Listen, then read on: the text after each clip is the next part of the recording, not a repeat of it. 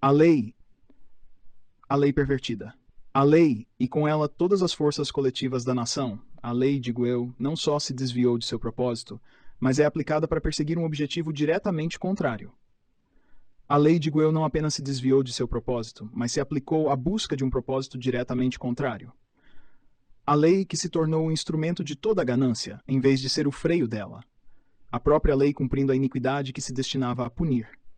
Este é certamente um assunto sério, se é que existe, e para o qual devo ter a permissão de chamar a atenção de meus concidadãos.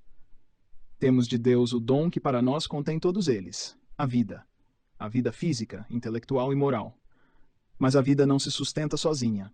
Ele que nos deu a tarefa de mantê-la, desenvolvê-la e aperfeiçoá-la. Para este fim, ele nos proporcionou um conjunto de faculdades maravilhosas. Ele nos lançou em um meio de diversos elementos. É através da aplicação de nossas faculdades a estes elementos que se realiza o fenômeno de assimilação, de apropriação, pelo qual a vida percorre o curso que lhe foi atribuído. Vida, faculdades, assimilação, em outras palavras, individualidade, liberdade, propriedade, ou seja, o homem. E apesar da sagacidade dos líderes políticos, estes três dons de Deus precedem toda e qualquer legislação humana e são superiores a ela. A vida, a liberdade e a propriedade não existem pelo simples fato de os homens terem feito leis. Ao contrário, foi pelo fato de a vida, a liberdade e a propriedade existirem que os homens foram levados a fazer as leis. O que é a lei?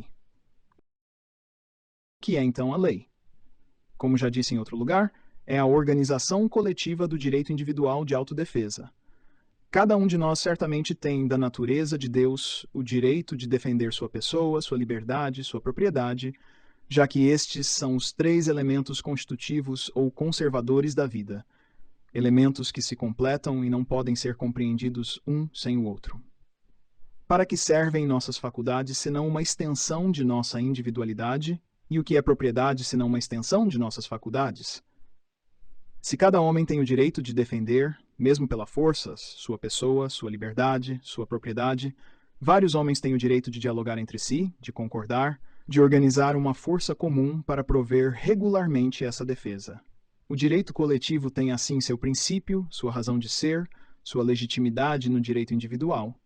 E a força comum não pode racionalmente ter outro propósito ou missão que não sejam as forças isoladas pelas quais é substituído. Assim, como a força de um indivíduo não pode legitimamente atacar a pessoa, a liberdade e a propriedade de outro indivíduo, pela mesma razão, a força coletiva não pode legitimamente ser aplicada para destruir a pessoa, a liberdade e a propriedade de indivíduos ou classes. Pois esta perversão da força estaria, tanto em um caso como no outro, em contradição com nossas premissas. Pois quem ousará dizer que a força nos foi dada não para defender nossos direitos, mas para aniquilar os direitos iguais de nossos irmãos? E se isto não for verdade para cada força individual, agindo independentemente, como pode ser verdade para a força coletiva, que é apenas a união organizada de forças isoladas? Nada, portanto, pode ser mais evidente que isto. A lei é a organização do direito natural de defesa legal. É a substituição de forças coletivas por forças individuais, com o propósito de agir na esfera em que tem o direito de agir, de fazer o que tem o direito de fazer, de assegurar pessoas, liberdades e propriedades, e de manter cada um em seu direito, de modo a fazer prevalecer a justiça para todos. E se um povo estabelecido sobre esta base fosse existir, parece-me que a ordem prevaleceria entre eles em seus atos, assim como em suas ideias. Parece-me que um povo assim teria o mais simples, o mais econômico, o menos opressivo, o menos perceptível, o mais justo e, consequentemente, o governo mais sólido que poderia ser imaginado, qualquer que fosse sua forma política. Pois, sob tal regime, todos entenderiam que cada um tem a plenitude e a responsabilidade de sua própria existência. Desde que o indivíduo fosse respeitado, que o trabalho fosse livre e que os frutos do trabalho fossem garantidos contra qualquer ataque injusto, ninguém teria relação alguma com o Estado. Se felizes, não teríamos que agradecer por nossos sucessos. Se infelizes, não o culparíamos mais por nossos contratempos do que os agricultores o culpam por granizo ou geada. Conhecê-lo-íamos apenas pelo benefício inestimável da segurança. Pode-se dizer novamente que, graças à não intervenção do Estado nos assuntos privados, as necessidades e satisfações se desenvolveriam na ordem natural. Não se veriam famílias pobres buscando instrução literária antes de ter pão. Não veríamos a cidade povoada à custa do campo, ou o campo à custa das cidades. Não veríamos esses grandes deslocamentos de capital, de trabalho, de população, provocados por medidas legislativas, deslocamentos, que tornam as próprias fontes de existência tão incertas e precárias, e assim agravam em tal medida a responsabilidade dos governos. A completa perversão da lei. Infelizmente, a lei não tem sido capaz de fazer seu trabalho, e talvez até tenha se desviado dele apenas de forma neutra e questionável. Fez pior, agiu contrariamente a seu próprio fim, destruiu seu próprio objetivo, aplicou-se para destruir a justiça que deveria assegurar o respeito, para apagar a fronteira entre direitos que sua missão era fazer cumprir. Colocou a força coletiva a serviço daqueles que desejam explorar, sem risco ou escrúpulo, a pessoa, a liberdade ou a propriedade alheia. Converteu a expoliação em direito, a fim de protegê-la, e a autodefesa em crime, a fim de puni-la. Como esta perversão da lei foi alcançada? Quais foram as consequências? A lei foi pervertida por duas causas muito distintas: egoísmo estúpido e falsa filantropia. Falemos do primeiro. Preservar-se e desenvolver-se é a aspiração comum de todos os homens, de modo que se cada um desfrutasse do livre exercício de suas faculdades e da livre disposição de seus produtos, o progresso social seria incessante, ininterrupto, infalível. Mas há outra disposição que também é comum a eles. É viver e desenvolver-se quando podem, às custas um do outro. Esta não é uma imputação aleatória, emanando de uma mente pessimista e desgostosa. A história é testemunho disso pelas guerras incessantes, as migrações dos povos, as opressões sacerdotais, a universalidade da escravidão, as fraudes industriais e os monopólios com os quais seus registros são preenchidos. Esta disposição desastrosa tem origem na própria constituição do homem, naquele sentimento primitivo, universal, invencível, que o impele para o bem-estar e o faz fugir da dor. O homem não pode viver e desfrutar da vida a não ser pela assimilação e apropriação perpétua. Isto é, por meio da incessante aplicação de suas faculdades às coisas, por meio do trabalho. Daí emana a propriedade. Por outro lado, o homem pode também viver e desfrutar da vida, assimilando e apropriando-se do produto das faculdades de seu semelhante. Daí emana a expoliação. Agora, como o trabalho é em si mesmo um castigo, e como o homem está naturalmente inclinado a evitar o castigo, segue-se, como prova a história, que onde quer que a expoliação seja menos onerosa que o trabalho, ela prevalece. Prevalece sem que a religião ou a moralidade possam, neste caso, impedi-la. Quando então a expoliação acaba? Quando se torna mais onerosa, mais perigosa do que o trabalho. É bastante evidente que o objetivo da lei deveria ser o de se opor ao poderoso obstáculo da força coletiva a esta tendência nefasta, que ela deveria tomar o lado da propriedade contra a expoliação. Mas a lei é mais frequentemente feita por um homem ou por uma classe de homens. E como a lei não existe sem sanção, sem o apoio de uma força preponderante, ela não pode deixar de colocar essa força nas mãos daqueles que legislam. Este fenômeno inevitável, combinado com a tendência desastrosa que temos observado no coração humano, explica a perversão quase universal da lei. É fácil ver como, em vez de ser um freio da injustiça, torna-se um mecanismo e um instrumento mais invencível da injustiça. É concebível que, segundo o poder do legislador, ela destrua em proveito próprio em diversos graus, no resto da humanidade, a individualidade, através da escravidão, a liberdade, através da opressão, a propriedade, através da expoliação. É da natureza dos homens reagir contra a iniquidade da qual eles são vítimas. Quando, portanto, a expoliação é organizada pela lei para o benefício das classes que a fazem, todas as classes expoliadas tendem, por meios pacíficos ou revolucionários, a aderir por algo na elaboração das leis. Essas classes, de acordo com o grau de esclarecimento a que chegaram, podem propor dois objetivos bem diferentes quando perseguem a conquista de seus direitos políticos desta forma, ou desejam pôr um fim à expoliação legal, ou aspiram a participar dela. Miseráveis. 3 vezes miseráveis as nações onde este último pensamento domina as massas, no momento em que elas, por sua vez, se apoderam do poder legislativo. Até aquele momento, a expoliação legal era exercida por poucos sobre muitos, como pode ser visto entre os povos onde o direito de legislar está concentrado em poucas mãos. Mas agora ela se tornou universal, e o equilíbrio é procurado na expoliação universal. Em vez de extirpar o que era injustiça na sociedade, ela é generalizada. Assim que as classes desfavorecidas recuperaram seus direitos políticos, o primeiro pensamento que as toma não é o de se libertarem da expoliação, o que pressuporia nelas esclarecimento que não podem ter, mas o de organizarem, contra as outras classes e em seu próprio detrimento, um sistema de represálias como se fosse necessário antes da chegada do reinado da justiça, que uma cruel retribuição atinja a todos eles, uns por causa de sua iniquidade, outros por causa de sua ignorância. Nenhuma alteração maior e nenhuma desgraça maior poderia ser introduzida na sociedade do que esta, a lei convertida em um instrumento de expoliação. Quais são as consequências de tal desordem? Seriam necessários volumes para descrever todas elas. Vamos nos contentar em indicar as mais salientes. A primeira é eliminar da mente das pessoas a noção do que é justo e injusto. Nenhuma sociedade pode existir sem algum grau de respeito às leis. Mas a maneira mais segura de que as leis sejam respeitadas é que elas sejam respeitáveis. Quando a lei e a moralidade estão em contradição, o cidadão se vê na alternativa cruel de perder a noção de moralidade ou perder o respeito pela lei. Duas desgraças igualmente grandes entre as quais é difícil escolher. Está tanto na natureza da lei fazer reinar a justiça, que lei e justiça são uma e a mesma coisa na mente das massas. Todos nós temos uma forte disposição de olhar o que é legal como legítimo, tanto que há muitos que falsamente derivam toda a justiça da lei. Basta, portanto, que a lei ordene e consagre a expoliação para que ela pareça justa e sagrada para muitas consciências. Escravidão, restrição e monopólio encontram defensores não apenas naqueles que se beneficiam deles, mas também naqueles que sofrem por causa deles. Tente levantar algumas dúvidas sobre a moralidade dessas instituições. Você é, dirão eles, um perigoso inovador, um utópico, um teórico, um desrespeitador das leis. Você está abalando os alicerces sobre os quais repousa a sociedade. Você está dando lição de moral ou de economia política? Aparecerão enviados oficiais para fazer chegar este desejo ao governo.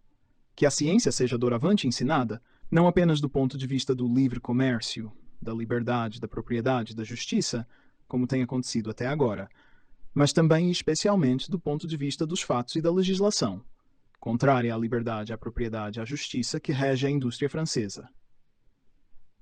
Que nas cátedras públicas remuneradas pelo Tesouro, o professor abstenha-se estritamente de infringir ao mínimo respeito devido às leis em vigor, etc. De modo que, se houver uma lei que sancione a escravidão ou o monopólio, a opressão ou a expoliação sob qualquer forma, não será sequer possível falar dela.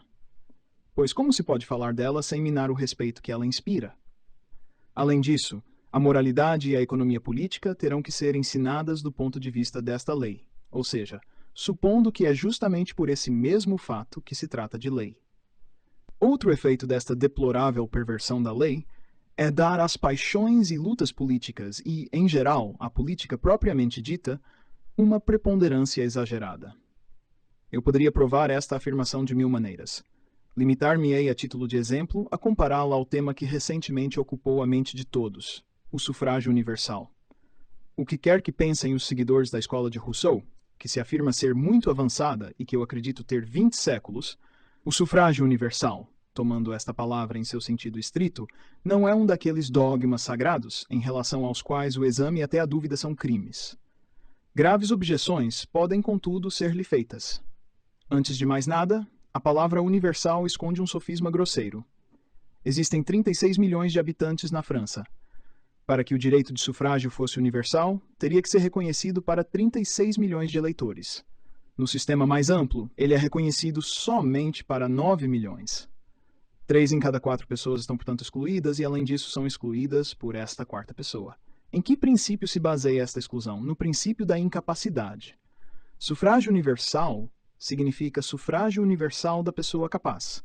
A idade, o gênero e as condenações judiciais são os únicos sinais de incapacidade que podem ser reconhecidos.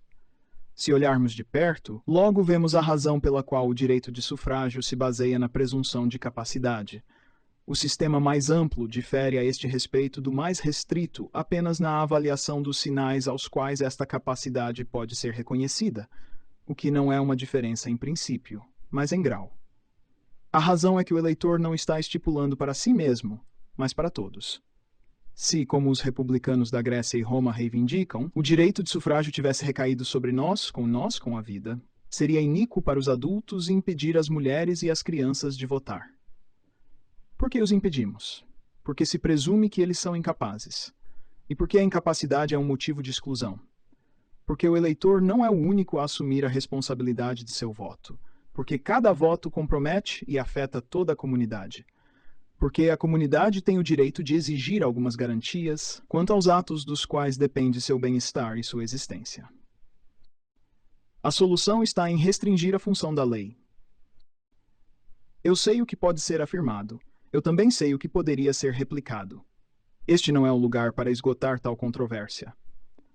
O que eu quero ressaltar é que esta mesma controvérsia, assim como a maioria das questões políticas que agita, perturba e desestabiliza as pessoas, perderia quase toda a sua importância se a lei sempre tivesse sido o que deveria ser.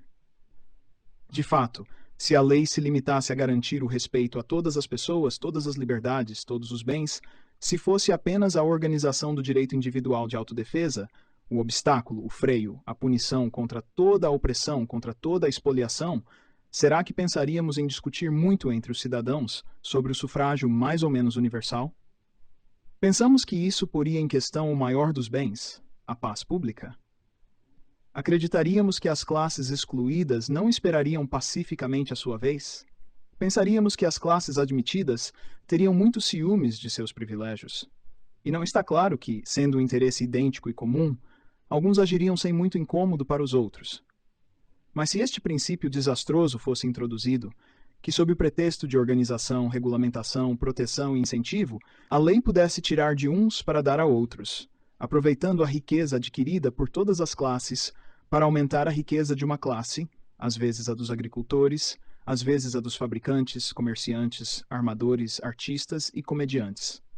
Certamente neste caso não há nenhuma classe que não reivindique, com razão, colocar sua mão na lei, que não reivindique com fúria seu direito de eleger e de elegibilidade, que não perturbe a sociedade para obtê-lo. Os próprios mendigos e vagabundos provarão a você que tem títulos inquestionáveis. Eles lhe dirão: nunca compramos vinho, tabaco ou sal sem pagar impostos, e uma parte desses impostos é dada por lei como bônus e subsídios a homens mais ricos do que nós. Outros usam a lei para aumentar artificialmente o preço do pão, da carne, do ferro e do tecido. Como todos exploram a lei para seu próprio lucro, queremos explorá-la também. Queremos tirar dela o direito à assistência, que é a expoliação dos pobres. Para isso, devemos ser eleitores e legisladores, para que possamos organizar esmolas para nossa classe em grande estilo, como você organizou a proteção para a sua em grande estilo. Não nos diga que nos dará nossa parte, que nos jogará, de acordo com a proposta de Monsieur Mimerel, uma soma de 600.000 francos para nos manter em silêncio, como um osso para roer. Temos outras reivindicações, e de qualquer forma queremos estipular para nós mesmos como as outras classes estipularam para si mesmas. E o que se pode dizer para responder a tal argumento? Enquanto se admitir que a lei pode ser desviada de seu propósito, que pode violar os direitos de propriedade em vez de garanti-los, então qualquer pessoa quererá participar fazendo leis, seja para proteger-se a si próprio contra a expoliação, seja para expoliar os outros. As questões políticas serão sempre prejudiciais, dominadoras, e absorverão tudo. Haverá luta às portas da Assembleia Legislativa e também luta, não menos violenta, no seu interior. Para convencer-se disso, basta olhar o que se passa nas câmaras legislativas da França e da Inglaterra. Seria suficiente saber como o assunto é tratado. Há necessidade de se provar que esta odiosa perversão da lei é fonte perpétua de ódio e de discórdia, podendo até chegar à destruição da ordem social? Se alguma prova for necessária, olhe para os Estados Unidos. É o país do mundo onde a lei permanece mais dentro dos limites de sua finalidade, a saber, garantir para cada um a liberdade e a propriedade. Como consequência disto, parece não haver no mundo país onde a ordem social repouse sobre bases mais sólidas. Mas mesmo nos Estados Unidos, existem duas questões, e tão somente duas, que colocaram por várias vezes a ordem política em perigo. E quais são essas duas questões? A da escravatura e a das tarifas. Ou seja, precisamente as duas únicas questões em que, contrariamente ao espírito geral desta república, a lei assumiu o caráter de expoliação. A escravidão é uma violação, sancionada por lei, dos direitos do indivíduo. A tarifação é uma violação, perpetrada por lei, do direito de propriedade. E, certamente, é bastante notável que, no meio de tantos outros debates, este duplo flagelo legal, um triste legado do velho mundo, é o único que pode e talvez venha a provocar a ruptura da União. É porque, de fato, não se pode imaginar dentro de uma sociedade um fato mais significativo do que este. A lei se tornou um instrumento de injustiça.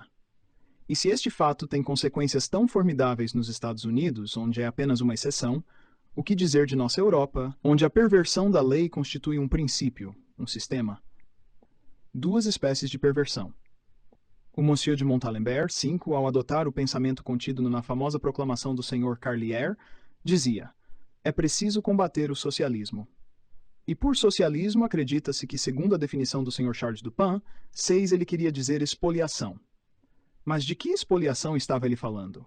Pois há dois tipos de expoliação, a legal e a ilegal. Não creio que a expoliação ilegal, tal como o roubo e a fraude que o Código Penal define, prevê e pune, possa ser chamada de socialismo. Não é ela que ameaça sistematicamente a sociedade em suas bases. Aliás, a guerra a esse tipo de expoliação não esperou o sinal verde do Monsieur de Montalembert ou do Monsieur Carlier. Ela já havia começado desde o início do mundo. Muito tempo antes da Revolução de Fevereiro de 1848, antes mesmo do aparecimento do socialismo, a França já possuía polícia, juízes, guardas, prisões, cadeias e forcas. É a própria lei que conduz esta guerra e seria desejável, penso eu, que a lei sempre tivesse esta atitude com relação à expoliação. Mas não é assim. A lei, às vezes, toma partido da expoliação. Às vezes a realiza com suas próprias mãos, a fim de poupar ao beneficiário a vergonha, o perigo e os escrúpulos. Às vezes, coloca todo o aparelho judiciário, a polícia, a guarda e a prisão a serviço do despojador, e trata como um criminoso a pessoa despojada que se autodefende. Em uma palavra, existe a expoliação legal, e é disso que Monsieur de Montalembert sem dúvida está falando. Esta expoliação pode ser, na legislação de um povo, apenas uma mancha excepcional, e nesse caso o melhor a fazer, sem tantas declamações e cerimônias, é apagá-lo o mais rápido possível, apesar dos clamores das pessoas envolvidas. Como reconhecê-la? É bastante simples. Devemos examinar se a lei tira de uns o que lhes pertence e dá a outros o que não lhes pertence. Devemos examinar se a lei realiza, em benefício de um cidadão e em detrimento de outro, um ato que este cidadão não poderia realizar por si mesmo sem ter cometido um crime. Não é apenas uma iniquidade, é também uma fonte fértil de iniquidade, pois exige represálias. E se você não cuidar dela, o ato excepcional se espalhará, se multiplicará e se tornará sistemático. Sem dúvida, o beneficiário gritará, ele invocará seus direitos adquiridos. Ele dirá que o Estado deve proteção e incentivo à sua indústria. Ele alegará que é bom que o Estado o enriqueça, porque sendo mais rico, ele gasta mais, e assim espalha uma onda de salários sobre os trabalhadores pobres. Cuidado ao ouvir este sofista, pois é precisamente através da sistematização desses argumentos que a expoliação legal se sistematizará. Isso é o que aconteceu. A ilusão do dia é enriquecer todas as classes às custas umas das outras. É generalizar a expoliação sob o pretexto de organizá-la. Agora, a expoliação legal pode ser exercida de uma infinidade de maneiras. Daí uma infinidade de planos de organização. Tarifas, proteção, prêmios, subsídios, incentivos, tributação progressiva, educação gratuita, direito ao trabalho, direito ao lucro, direito ao salário, direito à assistência, direito a instrumentos de trabalho, crédito sem encargos, etc, etc, etc. E é o conjunto de todos esses planos, no que eles têm em comum, a expoliação legal, que leva o nome de socialismo. Agora o socialismo assim definido, tratando-se de um corpo de doutrina, que guerra você pode travar contra, se não uma guerra doutrinária? Você acha esta doutrina falsa, absurda, abominável? Refute-a. Será tudo mais fácil se for ainda mais falso, mais absurdo, mais abominável. Acima de tudo, se você quiser ser forte, comece extirpando de sua legislação tudo o que possa ter surgido do socialismo. E o trabalho não será pequeno.